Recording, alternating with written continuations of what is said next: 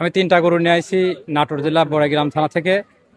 তো এটা হচ্ছে সবচেয়ে বড় গরু, আর এটা আসলে একটু তার ছোট, তারপরে ওইটা হচ্ছে ছোট।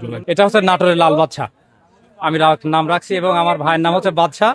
আর এই লাল এই জন্য মানে মিল করে নাম রাখছে যে নাটোরের লাল বাদশা। প্রায় 900 প্লাস দাম, আমি 7 লক্ষ টাকা দাম চাচ্ছি।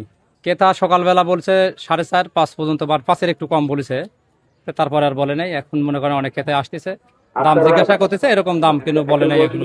না, দরদাম এখনো মিল হচ্ছে না, মানে যে দাম মনে করেন আশানুরূপ একটা, মানে আশা করি আসছি গ্রামে থেকে, কিন্তু ওই আশানুরূপ এখনো ফল পাচ্ছে না, এই জন্য গরু বিক্রি করা মনে করে। এটা কিসের জন্য? বৃষ্টির জন্য নাকি তারা তাদের না, হয়তো অতিরিক্ত গরমের জন্য, এই জন্য ক্রেতারা হয়তো নামে নাই। এখন বৃষ্টি হয়, ঠান্ডা হয়ে গেল, হয়তো সামনে আগামীকালকে থেকে বিভিন্ন প্রতিষ্ঠান ধরেন যে বন্ধ থাকবে, তখন হয়তো চাকরিজীবীরা, যারা সচিবালয় বিভিন্ন প্রতিষ্ঠানে চাকরিজীবী হয়তো মাঠে নামবে, তখন হয়তো হতে পারে।